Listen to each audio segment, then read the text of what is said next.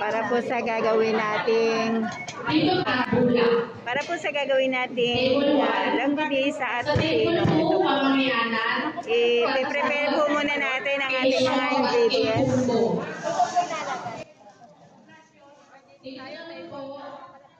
Guyong, lalakhan, empara at sapa. Ang poblasyon po ay Senegal. Upo muna po. Yung mga hindi pa po tinawag na barangay, upo muna po. Tita, mamaya pa po. Ilan lang po kayo? Yan po muna ang ating gagawin. Pamangyanan, Ketubo, Kesyo, Guyo.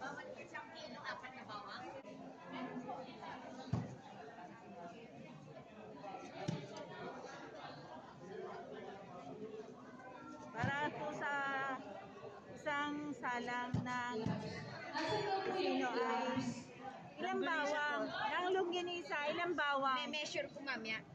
Piniling na baboy. Sa ating curing mix, bakit po tinawag na curing mix? So, hindi po talaga tayo yung pangbahay ng ganyan ano. Ito po pang benta, may isang cup siya na refined salt. Yung refined salt po, hindi po siya yung iodized salt. Hindi po ito yun. Ito kasi mga pangbahay ito eh. Ito po kasi pang-benta. Para po kayo po ay gagawa ng pang-benta, ito po yung naisipin nyo. 1 tablespoon na refined salt. Yung pinong asin na yan, black salt siya. Pero, inilig siya at saka sinala. Ginapium, kaya talagang malinis na malinis. Yun po ay natural sea salt. Para po pag nagtagkaalaman po, yun po ay natural sea salt. Ito po kasi iodized salt, meron na po siyang iodine, may chemical na. Yun po yung pagkakaiba ng dalawa. Yung curing salt po, yun yung pink salt. Pink na asin. Yan po yung tinatawag na salitre. Yan, salitre po yan. 1/2 teaspoon sa 1 kilo ng meat. Ang itinatagal ng karne hanggang 1 buwan lang. Hanggang 1 buwan lang po na nasa freezer. Ngayon po, kung gusto nyo na pagmatagalan, sodium benzoate po ang nilalagay. Pero hindi tayo maglalagay nun. Yung phosphate, yun po yung pinaka-binder ng meat. 1 teaspoon lang yun. Magiging makunat na yung karne nyo, hindi siya mag-iwag-iwalay. So, saan pa nabibili lahat yan? Mamaya sasabihin lang po. Yung vitamin C powder, nilalagyan ng vitamin C powder yan. Kasi, dagdag, pag-impact, kailangan tumagal yung karne mo. Kung walang aming vitamin C powder, pwede po ascorbic acid. Yung tudurugin mo lang po, 250 mg sa 1 kilo ng meat. So, yun, hindi tayo gagamit niyan. Basta, ano nyo lang po, i-chill, yung sa chilled water, tatunawin nyo lahat yan. So, since wala tayo niyan, kasi pangbahay lang, asin lang po tayo. 1 tablespoon ng asin. Huwag niyo po pupunuin yung, ano po, meron tayo mga measuring spoon. Yan, hindi pwede yung kutsara ginagamit natin sa bahay kasi baka mamaya, malaki po yung kutsara nyo, maalat na yun. So, meron tayong measuring spoon, 1 tablespoon, 1/2 tablespoon. May nakalagay naman po dito, 1 teaspoon, 1/2 teaspoon, and 1/8 teaspoon, and 1/4 teaspoon. So, susundin lang po natin kung ilan po talaga yung sukat. Huwag tayo sa sobra. Sa iodized salt kasi, maalat ang iodized. Kaya medyo magawasan lang natin ng konti. Hindi natin pupunin yung itong 1 tablespoon. So, lalagay natin, kailangan po natin ng garlic. So, meron tayong garlic. Chinap na po namin para hindi na po kayo maghirapan. So, yan. Yung garlic po natin, mga 2 hanggang 4 na kutsara sa 1 kilo. Yung ating asukal, 3/4 cup. 3/4 cup ng sugar. Ano po ba tinataas? Yung phosphate ko, acor powder sa malengke. Opo, accord powder po konti. Since hindi tayo gagamit doon, mahirap po kasi hanapin yun. Pwede tayo po namin bumawin, palengke ng bumawin. Lahat yan. Lahat po nito meron po sa bumawin, si Candy Store na tindahan. Yun, sa bumawin, may extender. Textured vegetable protein, 1/4 cup ng TBP. Pampalami po yun. Ibababa nyo lang po sa 1/2 cup ng tubig. Isolate, at saka carrageenan. Yan po yung mga pampataba ng karne. Pero wala tayo yan ngayon. Pagka lang tayo gusto mag-benta. So, homemade lang po tayo ngayon. Meron naman po kayong module, madali na po siya magagawa. So, yung sa atin po, ang gagamitin natin instead na phosphate, may harina po tayo. Ito po yung pinaka-binder natin. 4 na kutsara sa 1 kilo. Pwede po yung gumamit ng all-purpose flour, cornstarch. Kaya lang, matigas po kasi yung longganisa pag ganon. Gusto ko, medyo malambot. Cake flour po yung ginamit ko. Cake flour po yung ginamit ko. Pareho din. Pineapple juice din tayo dito. 2 tablespoon pineapple juice. 2 tablespoon ng, dapat po kasi anisado wine. So wala po tayong mabiling anisado wine, kaya chimbilog na yan. Ayan, nagano pa ako ng chile yan. Pwede po ang chimbilog. Ito din kasi ng meat, saka preservative. Question ako, anong difference pag anisado? Masarap din po siya, ano po yun ang Mas mabango. Mas mabango. Mas mabango kung anisado. Okay, meron din po tayong black pepper. Ayan. Siyempre, hindi mawawala ang paminta. 1/2 tablespoon sa 1 kilo.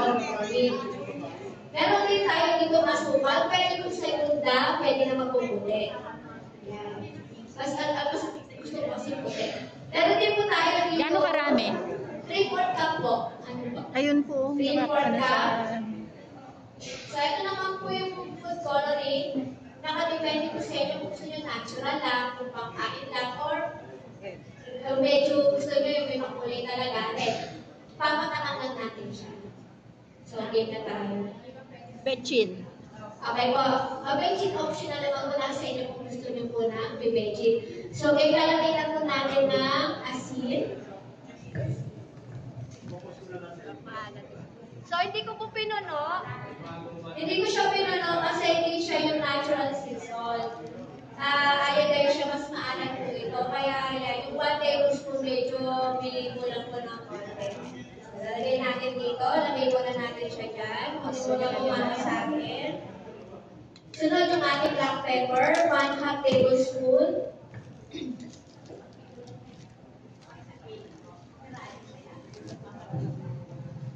Ito.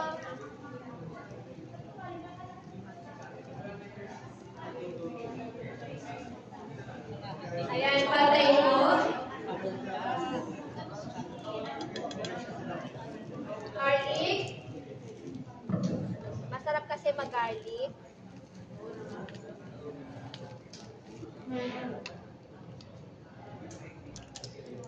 Nakalusin lang po natin ng kutsilyo.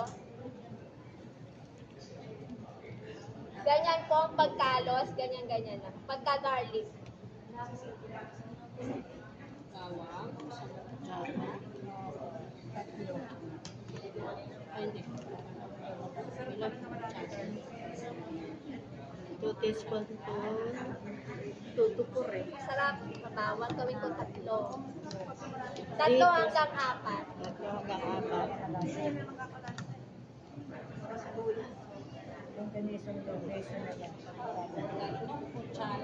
Hanggang 3 lang tayo. Para harina. Gano ang life pag ganyang formula? Po. Gano ang life? Ay, ano lang po, kahit po 1 mga week. 2 weeks, basta po nasa freezer. Naka-ref? Apo. Freezer? Apo. Ilang harina yan? Cake flour po ginamit ko, 4 na kutsara po. 3 hanggang 4 po. Cake flour. Ang ating pong karne ay 1 kilo. Cake flour ang kanyang ginamit para mas malambot. Tatlo lang gagawin. Na po, mami. Mamasahin na po natin. Kami.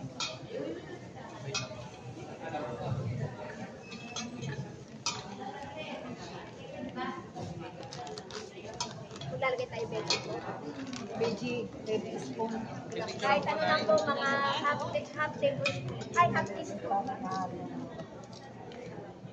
Ang Ajinomoto po ay Mga 1/2 teaspoon. 1/2 teaspoon. All kung gusto mo lang. Opo, optional lang.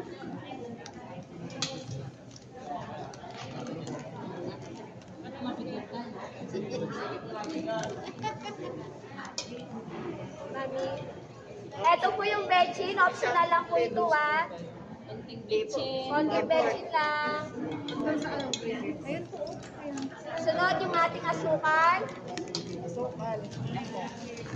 Dahil wala naman po 3/4 cup eh. Tatlong 1/4 cup po ang gagamitin ko. So, tatlong 1/4 cup para maging 3/4 cup.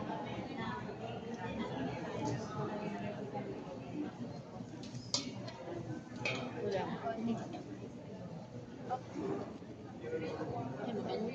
So, ito na po.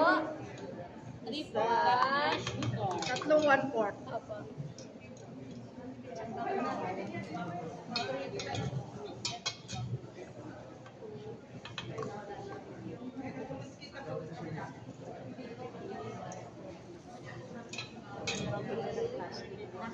Okay na, tatlo na po yun. Then, yung Ayan, thank you po, ma'am. Ayan. Sunod po ay lalagay na po natin yung ating alak. 2 tablespoon na gin. Gin pilot po.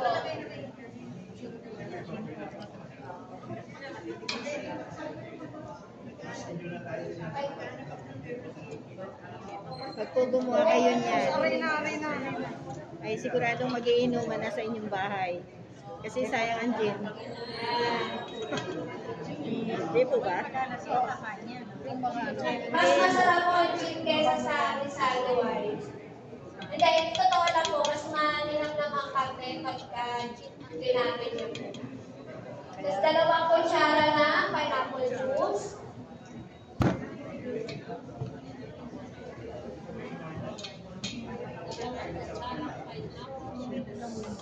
Yes, garlic sweet lang kami sa Yan, maglalagay na tayo ng food color. Nasa inyo po yun, kung lalagay nyo. Pag gusto nyo po natural lang.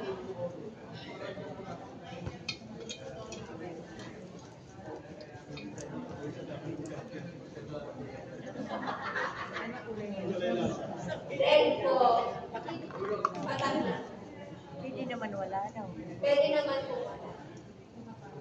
Kasi baka masobran, kaya nilagay ko muna po dito. Nasa inyo po yun kung gaano kadami. Okay, masa. Walang makula.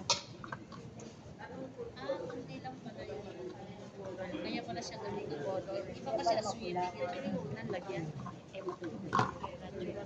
Opo, pagka Kung gusto nyo lang na mag-go yung bawat grupo, naintindihan naman po yung step by step. Opo. Kaya nakuha lang po kayo dito ng sangkap sa harap. Ito yata yung bagbagin eh. Yung unang muna po, yung unang grupo, dalawa lang muna po yung kukuha dito ng guest para hindi po nagkakagulo. Tsaka pupunta doon sa table nyo. Tsaka dapat nakatakal na yan.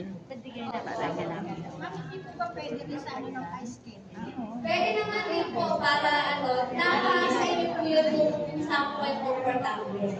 Pwede naman din po sa, Wax paper, pwede rin eh. Kasi pagkain lang naman po ninyo. Pero pagkabang benta, may nabibili po paper link. Paper link po ang tawag doon, paper link.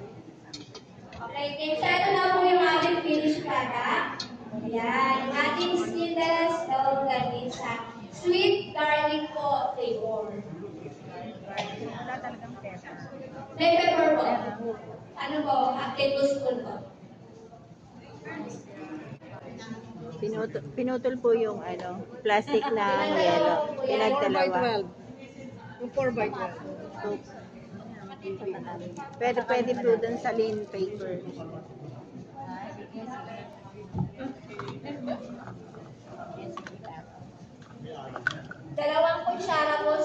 balot. Pala, parang yes. Parang prito. Pero syempre, yung sticker pa rin. Kumbaga, nilalata ko na, Extender. opo, paparami. Akala ko counting kinakain mo, pero hindi. Soya bean yun. So, ito na po yung pag dito. Parang nagbabalik ng lumpia. Opo. Ganyan lang. Susunod naman siya. Ayan. Susunod naman po yan. So, ayan, yung lalaki, push nyo sa papunta sa loob. Ayan. Parang lumaba. Susunod naman po siya. Wala siyang magagawa. Susunod at susunod. Ayan. Yung pong pinaka, niya pang bago, hindi po bantayan. Yung isa mas mataas. Ayan, ganyan. Mas maano yung taas. Ayan. Pagka ganyan na po siya, pwede nyo na po dahan-dahan. Kailangan gentle touch lang, hindi pwede yung hard. Kasi, ma-deform na siya. Kailangan, pa rin pantay na siya. Tuloy na tuloy yan. May pagmamahal. Hihimasin niyo po ito may pagmamahal. Tatandahig ba sa ganun? Ayan. Ito po yung pinaka-end. Ayan, yung pinaka-end ng susunod. I-gano niyo po sa loob. Ikot, nakasuporta pa rin yung kaliwa. Inaano niyo sa loob, push niyo. Then, sinusyon niyo yan. Hanggang sa masok. Pasil. Yan. Next. Sa kabila naman. Kabila. Kailangan na po ng tiyaga at pasensya dito sa pag. Medyo malaki yun. Diary. Siles. Pagkalisa. Isa na. Tigil ako na yan. Yan, para maganda. Okay na? Kaya na? Kaya na. Oo. Bibigyan pa na po kayo ng isang kilo ng pinili. Mag-isang dosena na. Ito na yung sa one. Magbagin.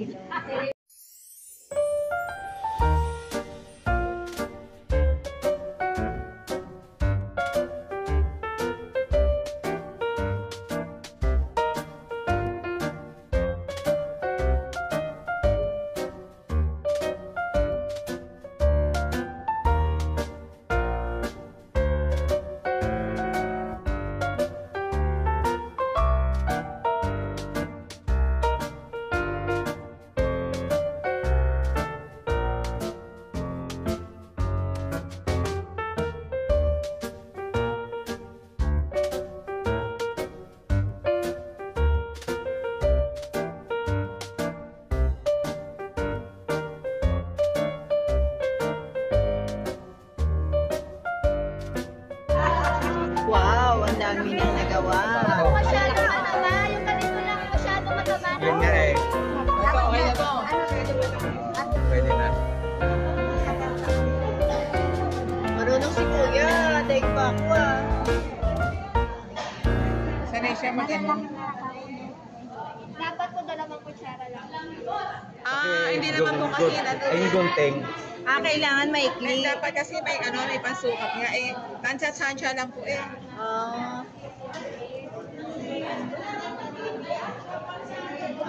Gano'n. Kailangan pala maikli. Para pumasok yung dulo. Okay, yan si Kuya. Picturean kita, Kuya. Hawakan mo muna.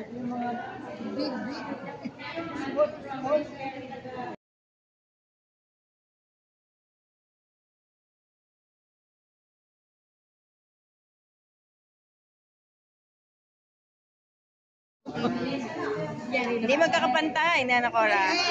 Takal nila eh. Niliitan nila, no? Pagkain, pagkain.